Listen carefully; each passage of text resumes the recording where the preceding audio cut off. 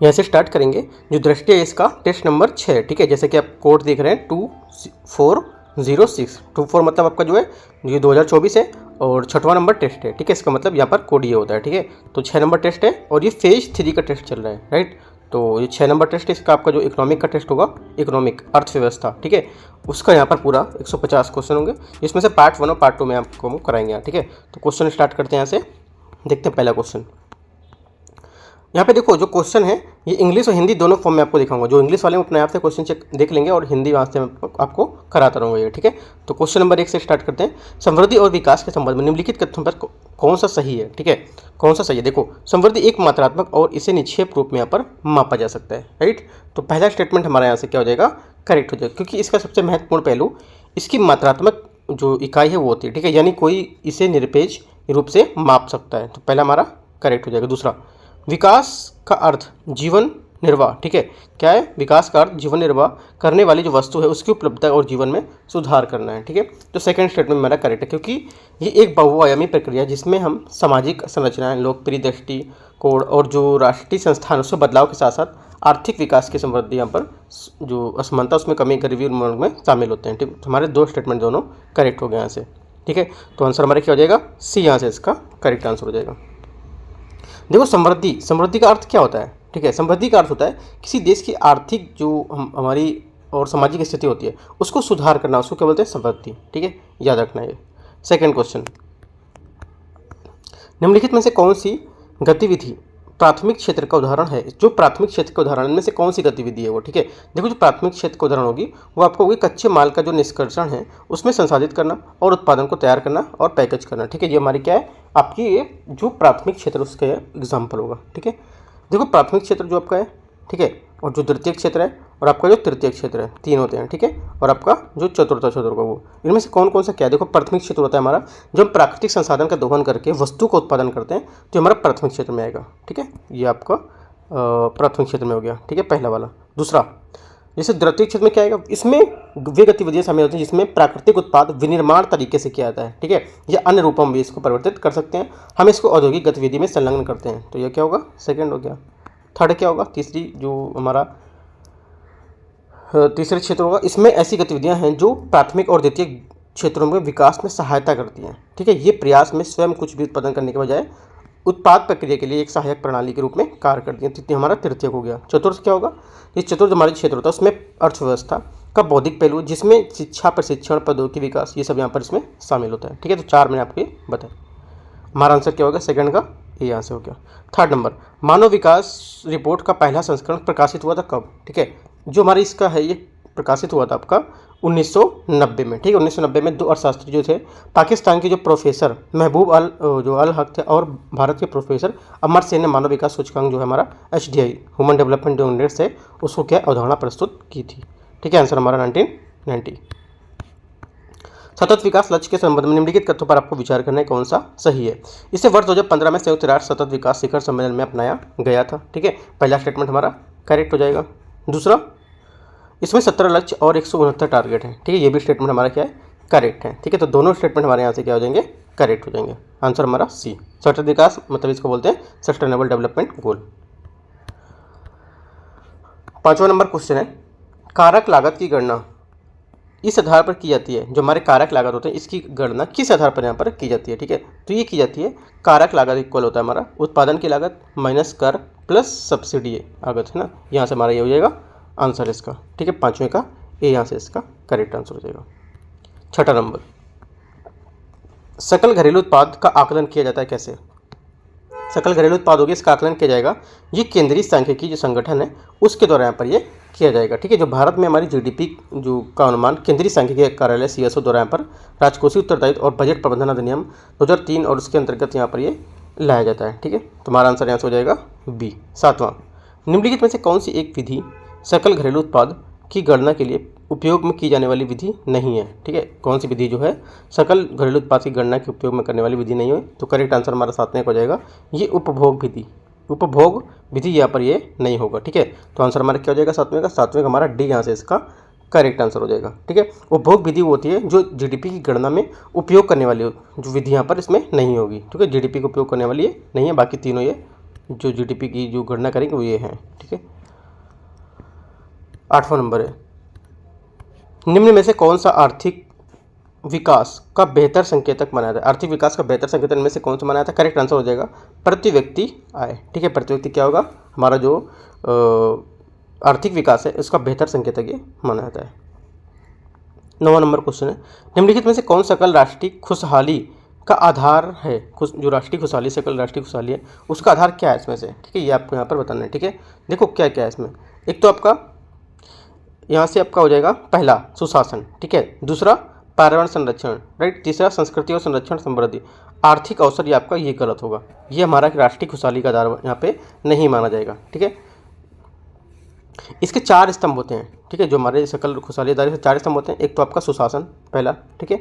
दूसरा पर्यावरण संरक्षण, तीसरा संस्कृति संरक्षण एवं संवर्धन, ठीक है। चौथा आपका होगा न्याय, सतत न्याय संगत और सामाजिक आर्थिक विकास। तो ये 4 होंगे, ना कि आर्थिक स्तर होगा, अवसर होगा, ये गलत हो जाएगा, ठीक है। आंसर हमारा बी यहाँ से इसका करेक्ट हो जाएगा। अगला देखते हैं 10वां नंबर क्वेश्चन, निम्नलिखित में से कौन सा योजना वर्ष सही सुमेलित नहीं है इनमें से? ठीक है, सही सुमेलित कौन सा नहीं है? तो देखो गांधीवादी योजना ये गलत है, ये 1943, 1943 नहीं होगा, 1944 होगा यहाँ पर, ठीक है, 1944 ये गलत हो जाएगा। बाकी आपके यहाँ पर तीनों करेक्ट है। 11 नंबर क्वेश्चन है, निम्नलिखित में से कौन सुमेलित है? आपको ये बताना है। देखो कुछ यहाँ पर क्लियर नहीं दिख रहा, फिर भी मैं आपको बताता हूँ। कुछ क्वेश्चन देखो यहाँ पर इरेज किए हुए हैं, ठीक है, तो नहीं क्लियर दिख पा रहे हैं। बाकी मैं आपको यहाँ से थोड़ा सा पढ़ के बताऊंगा क्या है, ठीक है। तो देखो प्रथम पंचवर्षीय योजना, क्या इसको मैच करेंगे? प्रथम पंचवर्षीय योजना हमारी सामुदायिक विकास कार्यक्रम। सामुदायिक विकास कार्यक्रम कौन सा है? प्रथम पंचवर्षीय योजना, ए का 3 हो गया, ठीक है। द्वितीय पंचवर्षीय योजना परमाणु ऊर्जा आयोग, ठीक है। द्वितीय क्या होगी? परमाणु ऊर्जा आयोग। देखो ए का 3 और बी का 4 आ रहा है, ठीक है। उसके बाद सी छठी पंचवर्षीय योजना क्या है? छठवीं पंचवर्षीय योजना हमारी हो जाएगी नाबार्ड, ठीक है। छठवीं क्या हो जाएगी? नाबार्ड। और जो नीचे लिखा हुआ था, यहाँ पे लिखा हुआ था पाँचवीं पंचवर्षीय योजना। पाँचवीं पंचवर्षीय योजना क्या है हमारी? गरीबी उन्मूलन, ये 5वीं है, ठीक है। तो 5वीं क्या हो जाएगी हमारी? गरीबी उन्मूलन। ये इस टाइप से हमारा जो मैच होगा 11 का आंसर हमारा सी हो जाएगा यहाँ से, ठीक है। यहाँ से 12 क्वेश्चन है, मॉडल कृषि भूमि पट्टा अधिनियम प्रस्तुत किया गया था कब? ठीक है, ये प्रस्तुत किया गया था हमारा जो है 2016 में, ठीक है। अगला है 13 नंबर को, वाशिंगटन सहमति किससे संबंधित है? जो वाशिंगटन सहमति है किससे संबंधित है? तो करेक्ट आंसर यहाँ से हमारा हो जाएगा इसका वाशिंगटन सहमति अंतर्राष्ट्रीय मुद्रा कोष, ठीक है। विश्व बैंक और अमेरिकी ट्रेजरी जैसे प्रमुख वित्तीय संस्थानों द्वारा समर्थित मुक्त बाजार आर्थिक नीतियों को एक सेट को संदर्भित करती है, ठीक है। तुम्हारे यहाँ से आंसर मुक्त बाजार आर्थिक नीतियाँ, ए हमारा आंसर करेक्ट हो जाएगा। 14 नंबर क्वेश्चन यहाँ से, निम्नलिखित में से कौन सा भारत निजीकरण का उद्देश्य नहीं है? भारत निजीकरण का उद्देश्य में से कौन सा नहीं है? तो करेक्ट आंसर हमारा हो जाएगा 12 का सीमा विहीन विश्व का निर्माण। जो सीमा विहीन विश्व का निर्माण होगा ये हमारा भारत में निजीकरण का उद्देश्य नहीं होगा, ठीक है। निजीकरण का उद्देश्य क्या क्या हो सकते हैं, ठीक है। तो यहाँ पे आपको मैं 6 पॉइंट हो सकते हैं, ठीक है। 1 2 3 4 5 और 6, इसमें से कुछ भी पूछ सकता है 6 में। तो मैं बता देता हूँ आपको। पहला जो हमारा निजीकरण का उद्देश्य क्या है, पहला हमारा होगा विनिवेश से धन जुटाना, ठीक है, ये आपका करेक्ट हो गया। दूसरा, और हमारे निजीकरण के उद्देश्य क्या क्या हो सकते हैं? दूसरा यहाँ पे जैसा कि दिया हुआ था विनिवेश वाला, ठीक है। और दूसरा सरकार की वित्तीय स्थिति में सुधार, राइट। यहाँ पर ये आप नहीं दिया था पॉइंट, तो यहाँ पे नोट कर सकते हो। तीसरा, सरकारी संगठनों की कुशलता को बढ़ाना, ठीक है, ये यहाँ पे लिखा है, इसके बढ़ाना। थर्ड पॉइंट ये हो गया, ठीक है।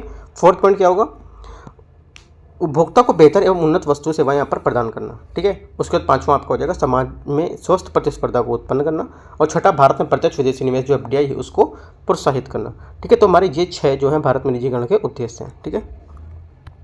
अगला देखते हैं 15 नंबर क्वेश्चन, भारत और टैरिफ पर समान समझौता के लिए किससे संबंधित है ये, ठीक है। करेक्ट आंसर 15 का यहाँ से हमारा हो जाएगा, ये संबंधित है विश्व व्यापार संगठन, ठीक है। जो हमारा WTO वर्ल्ड ट्रेड ऑर्गेनाइजेशन, उससे यहाँ पर संबंधित है, ठीक है। आंसर हमारा हो जाएगा यहाँ से बी नंबर। 16, निम्नलिखित में से कौन सा सरकार की राजस्व प्राप्ति का हिस्सा नहीं है? राजस्व प्राप्ति का हिस्सा में से कौन सा नहीं है? तो करेक्ट आंसर 16 का हो जाएगा हमारा डी, यहाँ से स्टेटमेंट करेक्ट है। कौन सा? सब्सिडी, ठीक है। सब्सिडी इसमें क्या होता है? अर्थव्यवस्था में विभिन्न क्षेत्रों और आबादी के जो विभिन्न वर्ग हैं इसको दी जाने वाली सब्सिडी शामिल होती है। ये सरकार के राजस्व का हिस्सा नहीं होता है, ठीक है। तो हमारा आंसर क्या हो जाएगा? डी यहाँ से हमारा करेक्ट आंसर हो जाएगा 16 का, ठीक है। 17 नंबर देखते हैं, जेंडर बजटिंग आरंभ करने वाला प्रथम देश निम्नलिखित में से कौन सा है? करेक्ट आंसर यहाँ से 17 नंबर का हो जाएगा आपका, ये है ऑस्ट्रेलिया, ठीक है। कौन सा है? ऑस्ट्रेलिया हमारे यहाँ से करेक्ट आंसर हो जाएगा, क्योंकि जो ऑस्ट्रेलिया है इसने जेंडर बस्टिंग शुरू करने वाला पहला देश है, जिसे 1980 के दशक में मध्य व्यापार से अपनाया गया था। ठीक है, 80 नंबर देखते हैं। घाटे का वित्त पोषण क्या है? घाटे का वित्त पोषण इनमें से क्या है? ठीक है, क्या अधिक बताता है? तो हमारा जो आंसर होगा घाटे का वित्त पोषण, घाटे का वित्त पोषण वह बजटीय स्थिति होती है जहां सरकारी व्यय और सरकारी राजस्व से अधिक होता है। ठीक है, तो हमारा आंसर यहाँ से हो जाएगा, ये अतिरिक्त व्यय को बाह्य संसाधनों को वित्त पोषित करने के लिए अपनाई जाने वाली एक प्रथा है। ठीक है, ये हमारा आंसर हो जाएगा। जो मैंने आपको बताया कि घाटे वित्त पोषण बजटीय स्थिति है जहाँ सरकारी व्यय राजस्व से अधिक होता है, तो इसके पॉइंट है कई, जैसे कि एक पॉइंट हमारा ये है, एक पॉइंट मैंने आपको बताया। ठीक है, तीसरा पॉइंट हो सकता है इसका, व्यय एवं राजस्व के अंतर को या तो मुद्रा छापकर या उधार लेकर वित्त पोषित कर सकते हैं। ठीक है, तीसरा पॉइंट ये है। चौथा पॉइंट है कि यह बाह्य संसाधन के अतिरिक्त व्यय के वित्त पोषण के लिए अपनाई गई व्यवस्था, जैसा कि यहाँ पर दिया हुआ है ये। ठीक है, तो आंसर हमारा हो जाएगा घाटे के वित्त पोषण क्या है, तो हमारा जो बी पॉइंट है ये हो जाएगा। अगर जो और ये नहीं आएगा पॉइंट, तो मैंने दो और भी पॉइंट आपको बताया, वो भी पॉइंट पूछे जा सकते हैं, तो आप लिख सकते हो ऐसे करके। ठीक है, कि घाटे का वित्त पोषण ऐसे करके और बना के ऐसे करके तीनों चारों पॉइंट जो मैंने बताया वो आप ऐसे लिख सकते हो, तो कोई भी स्टेटमेंट आपसे यहाँ से पूछ सकता है ऐसे। ठीक है, अगला देखते हैं 19 नंबर क्वेश्चन। भारत में व्यक्तिगत आयकर एक प्रकार का है क्या? ठीक है, एक प्रकार का ये प्रगतिशील कर है। क्या है ये प्रगतिशील कर? प्रगतिशील कर होता क्या है? Progressive tax. ठीक है, देखो मैं थोड़ा सा इसलिए इसको ज़्यादा समझा रहा हूँ क्योंकि इकोनॉमिक लोगों को टफ लगता है। ठीक है, तो मैं क्या है इसको एक एक चीज़ मैं आपको समझाता चल रहा हूँ कि आपको वो चीज़ आपको समझ आ जाए यहाँ से। ठीक, देखो प्रगतिशील कर आपका होता है भारत में जो व्यक्तिगत आयकर प्रगतिशील है, अतः उच्च आय वाले जो लोग होते हैं वो अपनी आय से अधिक जो प्रतिशत है वो उसके कर के रूप में चुनते हैं। ठीक है, या कर के रूप में चुकाते हैं उसको। उदाहरण के लिए जैसे कि 5 लाख रुपए, ठीक है, 5 लाख रुपए की आय पर जो हमारी कर दर है वो 0 है, जबकि 5 से 10 लाख तक की आय के लिए यहाँ पर 20% यहाँ पर दर है। तो हमारे यहाँ से क्या हो जाएगा, सी इसका आपका करेक्ट आंसर हो जाएगा 19 का प्रगतिशील कर। ठीक है, इसका एग्जाम्पल होता है ये। अगला देखते हैं 20 नंबर क्वेश्चन। निम्नलिखित में से कौन सा वक्र कर दर और कर राजस्व के बीच जो संबंध उसको प्रदर्शित करता है? करेक्ट आंसर हो जाएगा ये करता है लॉफर वक्र। ठीक है, जो लॉफर वक्र है ये कराधान की संभावित दरों को सरकारी राजस्व के जो परिणामी स्तर होते हैं उसके बीच के संबंध को वक्र के रूप में प्रदर्शित करता है। ठीक है, ये संबंध प्रदर्शित करता है कि कर की दर जो है वो अत्यधिक वृद्धि में से राजस्व में गिरावट आती है। ये प्रदर्शित करता है कि ये कर की जो दर है उसके साथ सरकारी राजस्व में केवल एक निश्चित समय तक की क्या वृद्धि हो सकती है। ठीक है, 21 IMF के अनुसार वित्त वर्ष 2024-25 में भारत की विकास दर अनुमानित है कितनी? ठीक है, जो भारत की विकास दर अनुमानित है ये हो जाएगी हमारी कितनी, 7%। कितनी, 7% है। राइट, तो आंसर हमारे यहाँ से क्या हो जाएगा, 7%।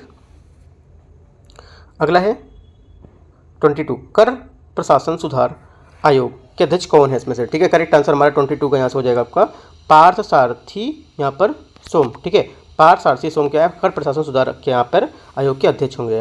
राइट, तो 22 का हमारा डी यहाँ से इसका करेक्ट आंसर। देखो पार्थ सारथी जो हमारा सोम अध्यक्ष था, ये कर प्रशासन सुधार के आयोग के अध्यक्ष हैं। इनकी रिपोर्ट जिन्होंने थी इसमें 30 मई, ठीक है, 30 मई 2014 को क्या इन्होंने प्रस्तुत की थी। ठीक है, 2014 को उन्होंने इसकी रिपोर्ट प्रस्तुत की थी, तो आंसर हमारा डी यहाँ से हो जाएगा इसका। 23 नंबर क्वेश्चन है समकरण कर की शुरुआत किस अधिनियम के तहत यहाँ पर की गई थी? ठीक है, समकरण की जो शुरुआत की गई थी अधिनियम की कर की शुरुआत किस अधिनियम के तहत की गई थी? तो ये की गई थी हमारी वित्त अधिनियम जो हमारा 2016 था, इसके अधिनियम के तहत यहाँ पर ये हमारा जो था ये किया गया था समकरण कर की शुरुआत को। ठीक है, 2016। 24 नंबर क्वेश्चन यहाँ से, निम्नलिखित में से कौन से प्रत्यक्ष अप्रत्यक्ष करों को वस्तु एवं सेवा कर 2017 के अंतर्गत शामिल किया गया था? ठीक है, किसके अंतर्गत शामिल किया गया तो आपको यहाँ ही बताना है। ठीक है, तो 24 में देखते हैं कौन कौन है। पहला तो आपको मूल संबंधित कर शामिल किया गया था। दूसरा चुंगी कर, ये भी आपका क्या है शामिल किया गया था। ठीक है, और मनोरंजन कर ये भी आपका शामिल किया गया था। बचा आपका क्या विलासिता कर, ठीक है, ये भी आपका शामिल किया गया था। तो ये चारों टैक्स क्या हैं जो हमारे GST है जो है इसमें 2017 के अंतर्गत ये शामिल किए गए थे। तो आंसर हमारा यहाँ से डी इसका करेक्ट आंसर हो जाएगा 24 का। ठीक है, 25 बर्टलैंड जो रिपोर्ट है किससे संबंधित है ये? ठीक है, ये संबंधित हमारा 25 का डी सतत विकास जो हमारा सस्टेनेबल डेवलपमेंट है, इससे संबंधित हमारी कौन सी बर्टलैंड जो रिपोर्ट है ये। ठीक है, वर्ष 1987 में पर्यावरण विकास यहाँ पर जो आयोग है और विकास विश्व आयोग, इसने 1983 में स्थापित किया था। ये हमारा भविष्य साझा करने के लिए यहाँ पर शीर्षक की रिपोर्ट यहाँ पर प्रस्तावित करेगा, जो दस्तावेज को बर्टलैंड रिपोर्ट के नाम से जाना जाएगा। ठीक है, अगला है 26 नंबर, राष्ट्रीय खाद्य सुरक्षा अधिनियम 2013 के संबंध में निम्नलिखित तथ्यों पर विचार करना कि कौन सा सही है। इसमें 75% ग्रामीण और 50% शहरी आबादी के सब्सिडी वाले खाद्यान्न प्राप्त करने के लिए सम्मिलित किया गया इसमें, ठीक है। तो 26 का ऐसे हमारा जो पहला स्टेटमेंट है ये करेक्ट हो जाएगा, राइट। दूसरा, ये गरीबों को मुफ्त कानूनी सहायता जो प्रतिद्वंदता है उसको क्या पूरा करेगा, ठीक है। सेकंड स्टेटमेंट हमारा ये भी स्टेटमेंट करेक्ट है, ठीक है, क्योंकि ये राज्य सरकार के नियम के अनुसार प्राथमिकता वाले जो परिवार हैं उसको TPDS और के अंतर्गत यहाँ पर कवर किया जाएगा, और मौजूदा जो अंत्योदय अन्य योजना है उसके तहत यहाँ पर ये कवर किए जाएंगे परिवार, ठीक है। ये गरीबों को मुफ्त कानूनी सहायता और प्रतिबद्धता को पूरा करेंगे, ठीक है। तो दोनों स्टेटमेंट हमारे यहाँ पर राष्ट्रीय खाद्य सुरक्षा जो अधिनियम है उसके बारे में एकदम करेक्ट है, ठीक है। सी हमारा यहाँ से आंसर हो जाएगा। 27 नंबर देखते हैं, 26 हो गया।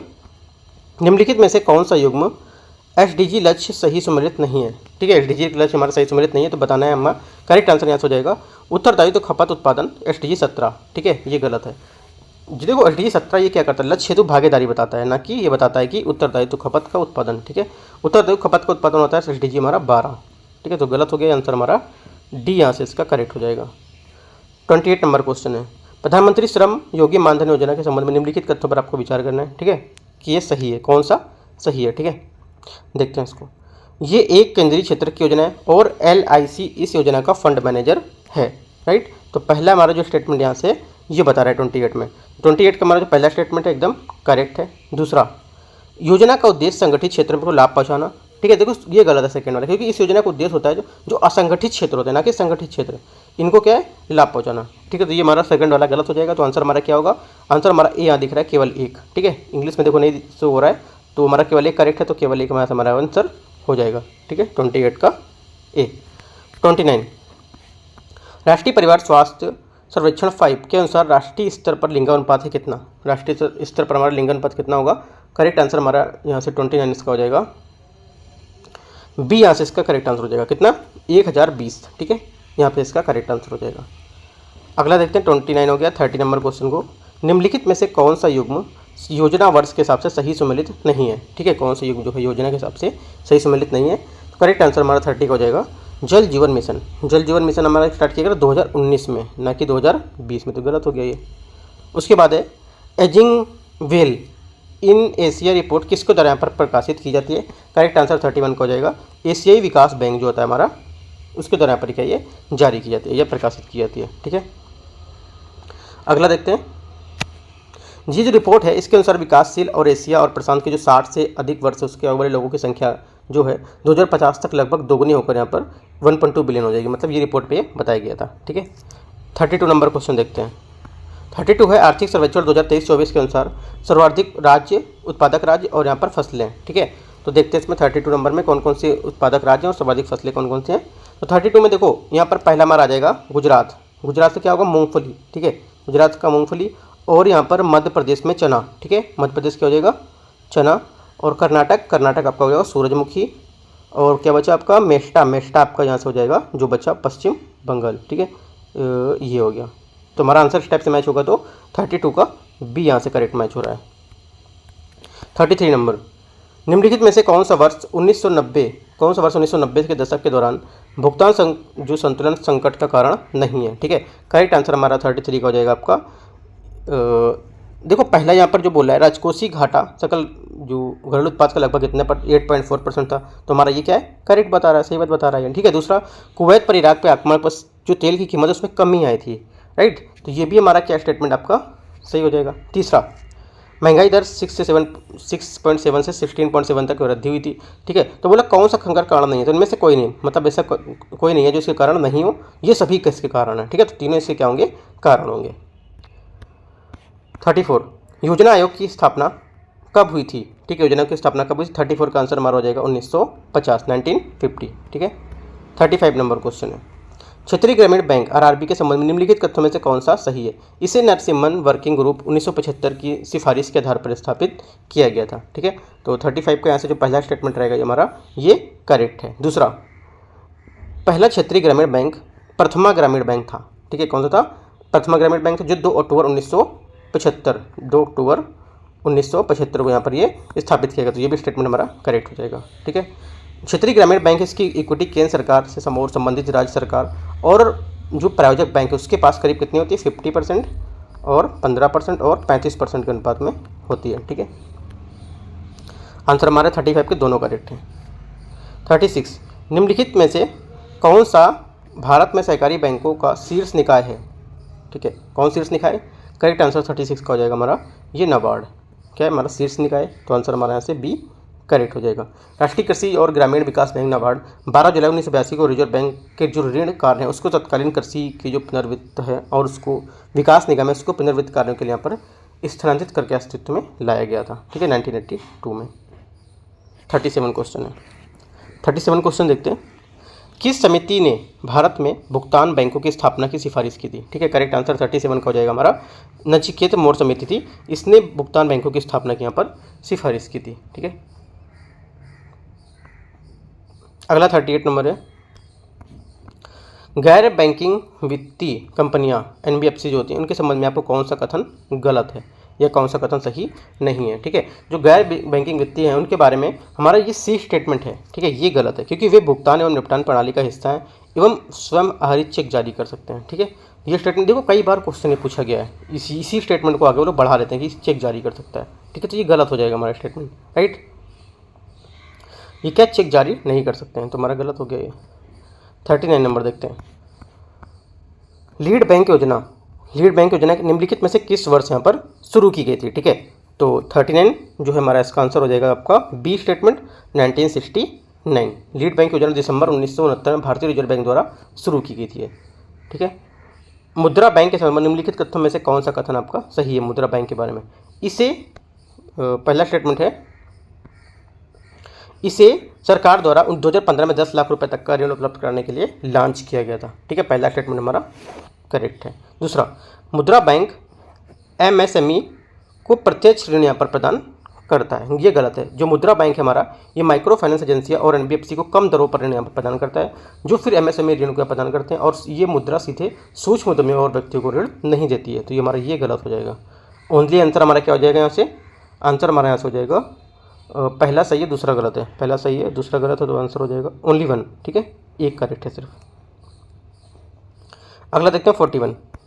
भारतीय रिजर्व बैंक आरबीआई के संबंध में निम्नलिखित कथनों पर आपको विचार करना है कि कौन सा सही है। ठीक है, पहला, इसे मूल रूप से वर्ष 1935 की एक निजी संस्था के रूप में स्थापित किया गया था, लेकिन वर्ष 1949 में इसका राष्ट्रीयकरण कर दिया गया था। ठीक है, तो यहाँ से हमारा क्या हो जाएगा? जो पहला स्टेटमेंट है 41 का ये करेक्ट हो जाएगा। दूसरा, 1 रुपये के नोट और सिक्कों को छोड़कर सभी नोट आरबीआई द्वारा पर जारी किए जाते हैं। ठीक है, सेकंड भी स्टेटमेंट हमारा करेक्ट हो जाएगा। दोनों स्टेटमेंट करेक्ट है, तो आंसर सी। 42, ओवरड्राफ्ट सुविधा के संबंध में निम्नलिखित कथनों पर विचार करना है कि प्रधानमंत्री जनधन योजना खातों की मुख्य विशेषता निम्नलिखित में से कौन सी है? राइट, कौन सी है? तो करेक्ट आंसर हो जाएगा ये जो पात्र धारक होते हैं हमारे खाताधारक उनके लिए 10,000 रुपये तक की ओवरड्राफ्ट सुविधा यहाँ पर उपलब्ध है। ठीक है, ये हमारा क्या हो जाएगा? जो प्रधानमंत्री जनधन योजना है इसके लिए यहाँ पर ये कुछ विशेषता है, इसके लिए यहाँ पर पहला स्टेटमेंट करेक्ट होगा। ठीक है, और कि इसमें कुछ पॉइंट हो सकते हैं जैसे कि इसमें शहरी ग्रामीण दोनों क्षेत्रों यहाँ पर शामिल होंगे, और खाता खोलने वाली जो स्वदेशी कंपनी होगी उसमें डेबिट कार्ड रुपए कार्ड की सुविधा यहाँ पर प्रदान करेगी। ठीक है, अगला देखते हैं 43 नंबर। किसी बैंक को किसी ऋण को गैर निष्पादित परिसंपत्ति के रूप में वर्गीकृत करने के लिए न्यूनतम कितना समय दिया जाता है? ठीक है, ये न्यूनतम समय जो देती है आपका 90 दिन का समय देती है। कितना? 90 दिनों का। ज़्यादातर मामले जो ऋण और गैर निष्पादित के रूप में वर्गीकृत करते हैं जब ऋण का भुगतान न्यूनतम 90 दिनों की अवधि के लिए यहाँ पर नहीं किया गया हो। ठीक है, तो बी हमारे यहाँ से आंसर हो जाएगा।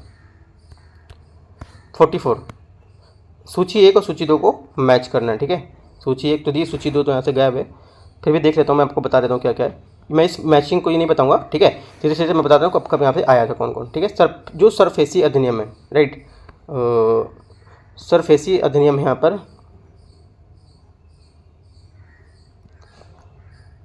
देख लेते हैं एक बार, क्वेश्चन कुछ यहाँ पर मिसप्रिंट हुआ है। यहाँ पे देखो इसका मैचिंग में भी यहाँ पे कुछ स्टेटमेंट नहीं दे रखे हैं। ठीक है, तो 44 क्वेश्चन होगा तो मैं आपको टेलीग्राम पे दे दूंगा। ठीक है, क्योंकि यहाँ पर इसके जो सन है दिए हुए 2001 2002 उसके बाद से कोई सन दिए नहीं है। ठीक है, तो यहाँ पे होगा क्वेश्चन तो मैं आपको बाद में करा दूंगा क्योंकि मिसप्रिंट दिया हुआ है। ठीक है, बाकी आप अगर अपने आप से कर सकते हो तो आप अपने आप से देख के सरफेसी का एक्ट लिख लेना, जो भी एक्ट है यहाँ पे आप लिख सकते हो। ठीक है, 44 क्वेश्चन को हटाते हैं यहाँ से, 45 देखते हैं। निम्नलिखित में से कौन सा कथन सही है? ठीक है, सही है, कौन सा कथन यहाँ पर में से सही है ये बताना है। वाणिज्यिक जो ऊर्जा है, वाणिज्यिक ऊर्जा स्रोत बाजार में एक निश्चित कीमत पर उपलब्ध होता है। ठीक है, तो यहाँ से जो 45 इसका पहला स्टेटमेंट हमारा क्या हो जाएगा, पहला स्टेटमेंट हमारा यहाँ से करेक्ट हो जाएगा। ठीक है, वाणिज्यिक जो हमारी ऊर्जा है, इसमें ऊर्जा के सबसे महत्वपूर्ण जो रूप है कोयला, उसको परिकृत करके यहाँ पर पेट्रोलियम उत्पाद बनाते हैं। ठीक है, और जो बाजार में निश्चित कीमत है उसको उपलब्ध ऊर्जा स्रोत को वाणिज्यिक ऊर्जा के रूप में जानते हैं। पहला हमारा करेक्ट हो जाएगा। दूसरा, गैर वाणिज्यिक ऊर्जा को पारंपरिक ईंधन भी कहा जाता है। राइट, तो 45 को क्या हो जाएगा, सेकंड स्टेटमेंट यहाँ से ये भी करेक्ट हो जाएगा। दोनों स्टेटमेंट हमारे यहाँ से करेक्ट हैं।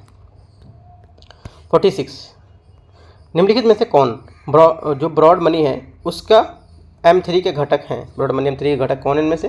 करेक्ट आंसर 46 का हो जाएगा आपका बी स्टेटमेंट, जो आपका लोगों द्वारा रखे जाने वाला करेंसी नोट, बैंकों के पास जो मांग जमा है वो, और आपका बैंकों के जमा जो जनता की जो संपत्ति है ये। ठीक है, ये हमारे M3 के घटक होंगे। डाकघरों के पास कुल जमा बचत यहाँ पर नहीं होगा इसमें। ठीक है, जब हम डाकघरों में कुल बचत जमा को ब्रॉड मनी M3 के साथ मिलाकर करते हैं तो हमें उसे M4 मुद्रा बोलते हैं, ना कि M3। ठीक है, M3 बोलना है तो आपको सिर्फ 3 आएंगे ऊपर के, M4 बोलेगा तो आपको डाकघर वाला ऐड कर लेना है। 46 हो गया। 47, सांविधिक चल निधि अनुपात SLR में कमी से जो हमारी कमी होगी उससे क्या होगा? ठीक है, उससे क्या होगा?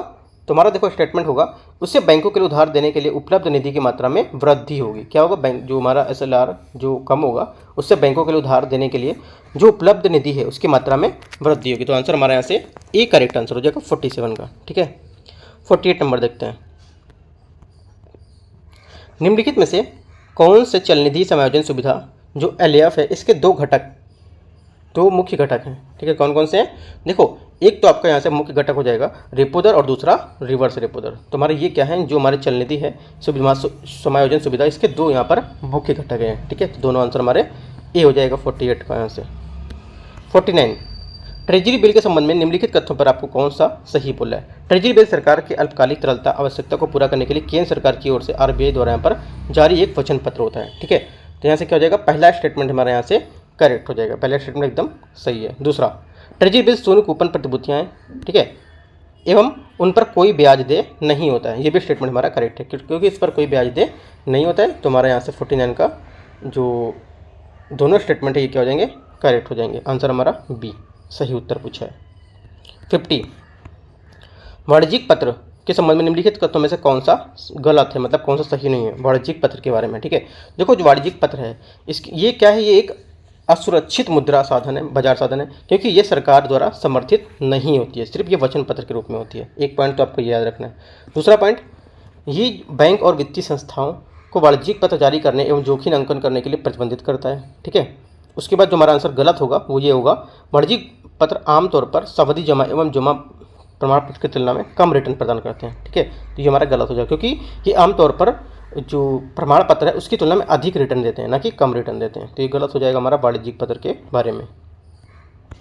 51, पूंजी जो बाजार हैं लिखितों निम्नलिखित में से किस पर शामिल हैं? ठीक है, जो लिखित होते हैं पूंजी बाजार में, ये इनमें से कौन इसमें से शामिल है? करेक्ट आंसर यहाँ से 51 का हो जाएगा। इसमें शामिल है आपका एक तो बॉन्ड होगा, दूसरा आपका म्यूचुअल फंड होगा। ठीक है, तो दो हमारे क्या हैं जो पूंजी बाजार के लिखित में यहाँ पर शामिल हैं। ठीक है, सी यहाँ से स्टेटमेंट करेक्ट हो जाएगा। 52, भारत में मसाला बॉन्ड पहली बार किस वर्ष यहाँ पर शुरू किए गए थे? ठीक है, किस वर्ष शुरू किए गए थे? करेक्ट आंसर हमारा 52 का यहाँ से हो जाएगा आपका, ये शुरू किए गए थे 2014 में। ठीक है, अगला देखते हैं मसाला। देखो, रुपए मूल वाले जो बॉन्ड होते हैं इसका मतलब होता है कि उधार लिया गया पैसा भारतीय रुपए में होगा, ना कि किसी विदेशी मुद्रा में होगा। ठीक है, और मसाला बॉन्ड जो रुपए हैं मूल वाले बॉन्ड होते हैं, इनमें भारतीय संस्थाओं और विदेशी बाजार को धन जुटाने के लिए यहाँ पर ये जारी किए जाते हैं और 2014 में फर्स्ट बार ये शुरू किए गए थे।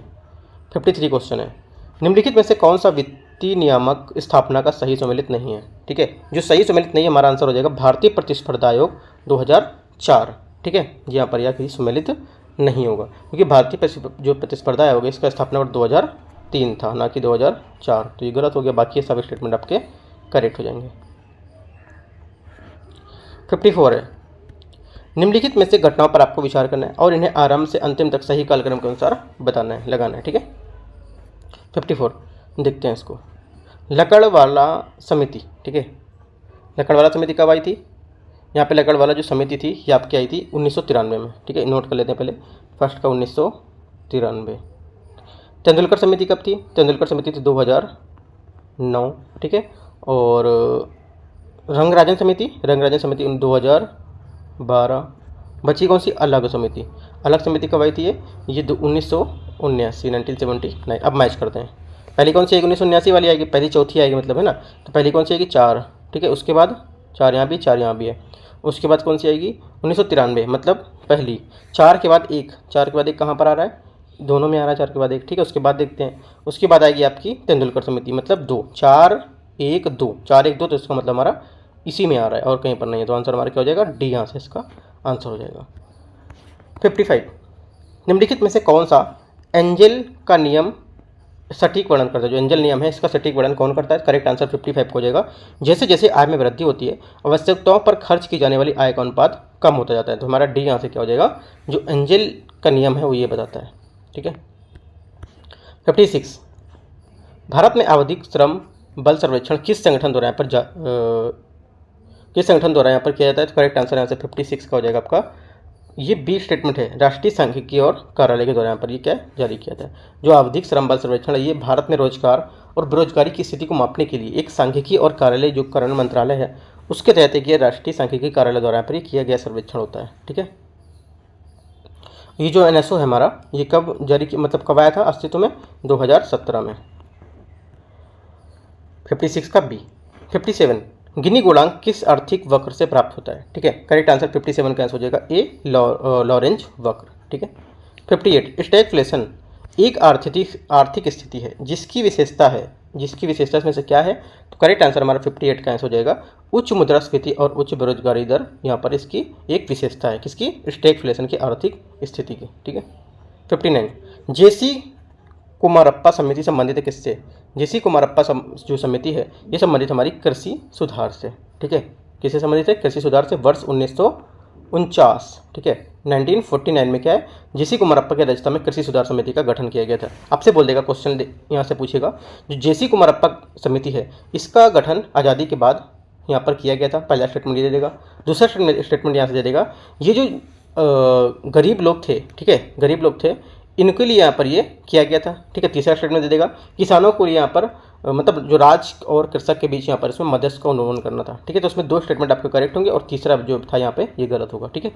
तो इस टाइप से आपको कवर करना है। तो आंसर हमारा 59 का डी यहाँ से इसका करेक्ट हो जाएगा, कृषि सुधार से, राइट। अगला देखते हैं 60 नंबर क्वेश्चन।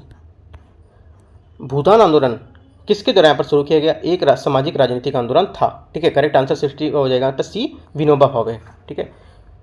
भारत में ये वर्ष 1951 मतलब आज़ादी के बाद यहाँ पर ये विनोबा भावे द्वारा पर शुरू किया गया था, राजनीतिक आंदोलन था, सामाजिक और राजनीतिक आंदोलन था। 61, हरित क्रांति के संबंध में निम्नलिखित कथनों पर आपको कौन सा सही है? MS स्वामीनाथन विश्व का प्रथम हरित क्रांति का जनक यहाँ पर कहा जाता है, ठीक है। तो पहला स्टेटमेंट क्या होगा? पहला स्टेटमेंट यहाँ से हमारा जो रहेगा ये गलत हो जाएगा। क्यों? क्योंकि 1960 के दशक में, ठीक है, 1960 के दशक में नॉर्मन बोरलॉग ने की थी। उन्हें विश्व में प्रथम हरित क्रांति के जनक के रूप में जाना जाता है। डबल क्रॉपिंग हरित क्रांति की प्राथमिक विशेषता थी, ठीक है, सेकंड सही है, क्योंकि डबल जो हमारी क्रॉपिंग हरित क्रांति की एक प्राथमिक विशेषता थी। इसे प्रति वर्ष केवल एक स्थान पर 2 फसलों को एक साथ बोया यहाँ पर जाता था। तो हमारा आंसर क्या हो जाएगा इसका? सी यहाँ से इसका करेक्ट आंसर हो जाएगा।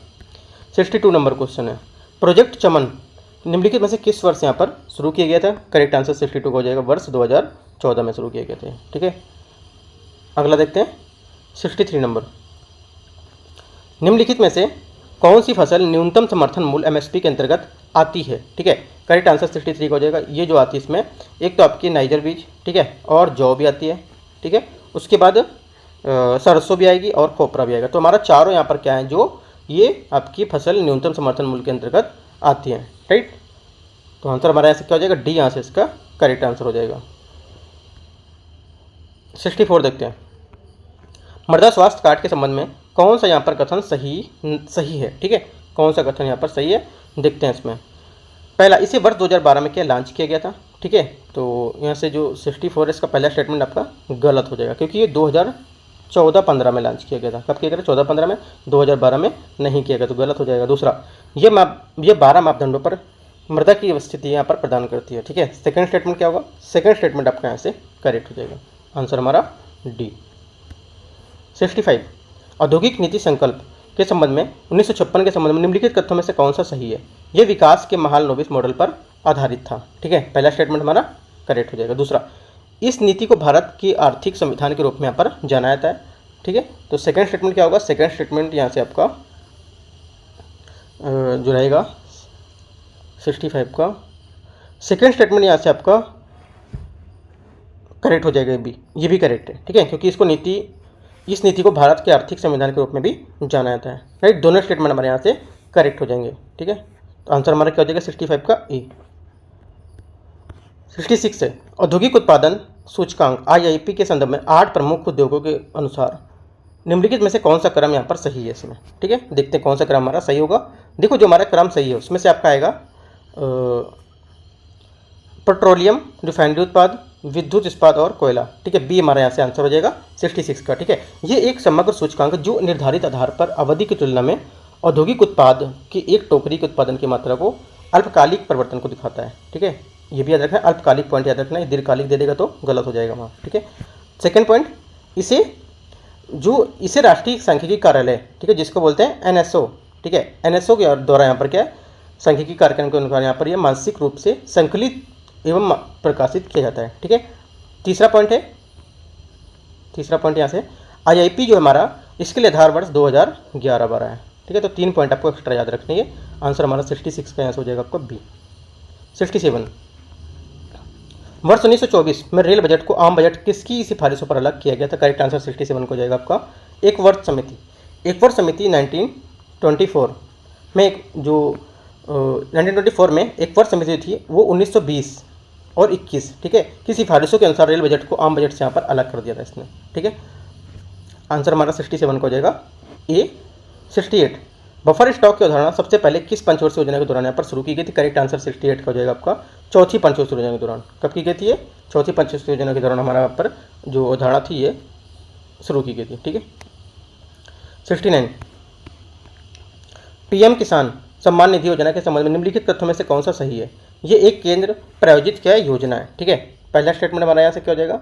ये केंद्र प्रायोजित योजना है, तो पहला स्टेटमेंट हमारे यहाँ से गलत है, क्योंकि ये भारत सरकार के लिए 100% वित्त पोषण वाली केंद्रीय क्षेत्र की योजना है, ना कि केंद्र प्रायोजित योजना। गलत हो गया। योजना के तहत सभी भूमिधारक किसान परिवारों को 3 समान किस्तों में प्रतिवर्ष 6000 रुपये की आय यहाँ पर प्रदान की जाएगी। ठीक है, सेकंड क्या है? सेकंड हमारे बात यहाँ पर करेक्ट है, तो आंसर हमारा क्या हो जाएगा? ओनली 2 पूछे सही उत्तर। 70 नंबर उत्तर प्रदेश में पहली बार, ठीक है, उत्तर प्रदेश में पहली बार क्या लिखा हुआ है? उत्तर प्रदेश में पहली पेपर मिल कहाँ स्थापित की गई थी? ठीक है, कहाँ स्थापित की गई थी? ये स्थापित की गई थी आपकी लखनऊ में। ठीक है, कहाँ की गई थी? लखनऊ में की गई थी। वर्ष 1879 में लखनऊ में स्थापित की गई थी। इसके साथ ही मुजफ्फरनगर, मोदीनगर, मेरठ और सहारनपुर पेपर मिल भी यहाँ पर जाने लगे थे। ठीक है, मैच करते हैं इसको, सूची 1 और सूची 2 को। यहाँ पे भी मिस प्रिंट दिया हुआ है, देखते हैं मैच करके। स्वर्ण क्रांति कब आई थी? मैं सबका ये देखो, ये कूट नहीं बता रहा हूँ मैं, सिर्फ इनके सबके नाम बता देता हूँ, कब कब यहाँ पर स्थापित किए गए थे। ठीक है, तो मतलब किसके लिए हैं तो ये बता देता हूँ। स्वर्ण क्रांति क्या है? स्वर्ण क्रांति आपकी हो जाएगी स्वर्ण क्रांति अगला देख लेते हैं क्या है? गुलाबी क्रांति आपकी मुर्गी पालन। ठीक है, उसके बाद लाल क्रांति आपकी टमाटर। ठीक है, बचा कौन सा आपका? रजत क्रांति आपकी हो जाएगी अंडे से। ठीक है, और स्वर्ण क्रांति जो बची ये आपकी शहद से हो जाएगी। ठीक है, ये इस टाइप से हमारा बी जो स्टेटमेंट है, बी नहीं है स्टेटमेंट, वैसे ये मैंने सब मैच करा दिया, उसके हिसाब से आप अपना आंसर देख सकते हो। ठीक है, यहाँ से देखो कूट दिया हुआ है, बी हमारा कूट आ रहा है यहाँ से, है ना। कूट से कोई मतलब नहीं, बस हमें ये पता होना चाहिए कौन सा कब यहाँ पर किसके लिए यहाँ पर होता है। ठीक है, 72 क्वेश्चन देखते हैं। सभी सब्सिडी जो उत्पादन एवं व्यापार को विकृत करने वाली मानी जाती हैं, वे विश्व व्यापार संगठन के निम्नलिखित में से किस सब्सिडी बॉक्स के अंतर्गत आती हैं? ठीक है, करेक्ट आंसर यहाँ से हो जाएगा ये आती हैं एम्बर बॉक्स में। किस बॉक्स में आती है? Amber box. एम्बर बॉक्स होता क्या है? एम्बर बॉक्स जो आपका उत्पादन और व्यापार को विकृत करने वाली सभी सब्सिडी इस बॉक्स के अंतर्गत आती हैं। इसमें क्या है? कृषि उत्पादों के लिए न्यूनतम समर्थन मूल्य की सरकारी जो नीतियाँ हैं या प्रत्यक्ष उत्पादन मात्राएं, जैसे कि उर्वरक, विद्युत, कीटनाशक, सिंचाई, ये सब इसमें संबंधित कोई भी सहायता शामिल हो सकती है। ठीक है, तो आंसर हमारा हो जाएगा 72 का ए। 73 राष्ट्रीय कृषि बाजार ई नाम के संबंध में निम्नलिखित कथनों पर आपको विचार करने कौन सा सही होगा। ठीक है, पहला स्टेटमेंट, इसे लघु कृषक कृषि व्यवसाय संघ SFAC द्वारा यहाँ पर कार्यान्वित किया जा रहा है। ठीक है, पहला स्टेटमेंट हमारा यहाँ से क्या हो जाएगा, करेक्ट हो जाएगा, क्योंकि ये 14 अप्रैल 2016 को लॉन्च किया गया, तो ये पूरी तरह से केंद्र सरकार द्वारा वित्त पोषित है, ये भी आपको याद रखना है। एवं कृषि एवं किसान कल्याण मंत्रालय के यहाँ पर ये इसे कार्यान्वित किया जा रहा है, तो पहला हमारा स्टेटमेंट करेक्ट हो जाएगा। दूसरा, ये कृषि वस्तुओं के लिए एकीकृत राष्ट्रीय बाजार बनाने के लिए एक Akhil Bharatiya electronic trading portal है। ठीक है, सेकंड हमारा क्या हो जाएगा, सेकंड स्टेटमेंट हमारे यहाँ से ए भी करेक्ट है, तो दोनों का स्टेटमेंट हमारे यहाँ से ई नाम के बारे में सही है। 74, निम्नलिखित में आपको मैच करना है, फिर से सूची मैच करना है। पीतल की मूर्तियाँ आपकी मथुरा, ठीक है, और कालीन आपकी भदोही, आगरा, वाराणसी, मिर्जापुर, सहारनपुर, बरेली। ठीक है, तो हमारा यहाँ से हो जाएगा कालीन जो हो जाएगा यहाँ से आपका क्या मैच करें, यहाँ पे चारों ऑप्शन दे रहा है, चलो छोड़ो उसको, दूसरा देख लेते हैं पहले। लकड़ी की नक्काशी, जो मेरी लकड़ी की नक्काशी हो गई, ठीक है, ये आपकी आएगी सहारनपुर में, इसको पहले मैच कर लेते हैं। और कानपुर में क्या आएगा, कानपुर में आपकी यहाँ से आ जाएगी कानपुर, लखनऊ, झांसी, सहारनपुर, इसमें दवाएँ आती है, दवाई होती है ना, ये यहाँ पे हो जाएगा। बचा कौन सा, आपका बचा कालीन आपका हो जाएगा आगरा। ठीक है, क्योंकि आगरा मैंने आपको यहाँ पर बताया था, आगरा, वाराणसी, मिर्जापुर, भदोही है ना, ये आपके उद्योग केंद्र थे। तो आंसर स्टेप से मैच करेंगे, 74 का ए हमारे यहाँ से आंसर मैच हो जाएगा। ठीक है, 75, उत्तर प्रदेश राज्य कृषि उत्पादन मंडी बोर्ड की स्थापना की गई थी कब। ठीक है, करेक्ट आंसर यहाँ से 75 इसका हो जाएगा आपका बी स्टेटमेंट 1973 में। ठीक है, तो इस टाइप से देखो 75 क्वेश्चन है वो मैंने आपको करा दिया। ठीक है, चलो और 2-4 और कर देता हूँ, नेक्स्ट पार्ट में कराऊंगा। ठीक है, 76 देखते हैं, राष्ट्रीय मांस और पोल्ट्री प्रसंस्करण बोर्ड के संबंध में निम्नलिखित कथनों में से कौन सा सही है। ये सोसाइटी पंजीकरण अधिनियम 1860 के तहत पंजीकृत है। ठीक है, पहला स्टेटमेंट क्या हो जाएगा, पहला स्टेटमेंट आपका करेक्ट हो जाएगा। दूसरा, बुनियादी पशुपालन सांख्यिकी रिपोर्ट 2023, ठीक है, 2023 के अनुसार आंध्र प्रदेश भारत का शीर्ष प्रमुख मांस उत्पादक यहाँ पर राज्य था।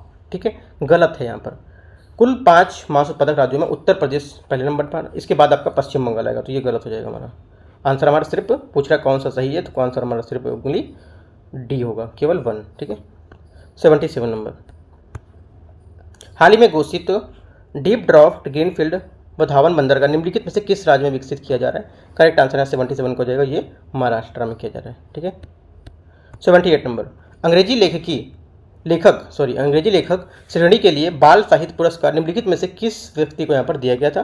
ठीक है, करेक्ट आंसर यहाँ से 78 का हमारा हो जाएगा आपका नंदिनी सेनगुप्ता। ठीक है, नंदिनी सेनगुप्ता यहाँ से हमारा करेक्ट आंसर हो जाएगा, जो साहित्य अकादमी राष्ट्रीय पुरस्कार अकादमी 2024 के बाल साहित्य पुरस्कार के लिए 24 विजेताओं के नामों की घोषणा की थी, इनमें इनका नाम था। ठीक है, उनको जो उपन्यास था इनका the blue horse and the other amazing animal stories के लिए यहाँ पर इसे दिया गया था। ठीक है, आंसर हमारा हो जाएगा 78 का सी।